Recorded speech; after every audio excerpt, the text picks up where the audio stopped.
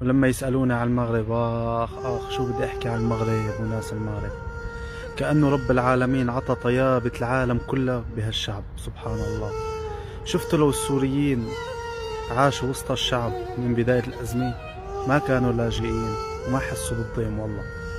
يا ريت كل شعوب العالم يتعلموا من هذا الشعب الطيب شو معنى الأخلاق، شو معنى الحضارة، شو معنى الرقي، شو معنى الدين الإسلامي، شو معنى زيرو عنصرية، صفر عنصرية.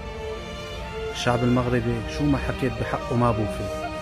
الله يعمر له الدار. شعب طيب، شعب حضارة، أحفاد الملوك كلهم أمراء والله، بنحطوا على الراس، رجال ورجال ونساء وأخوات رجال. الله يعمر لهم الدار.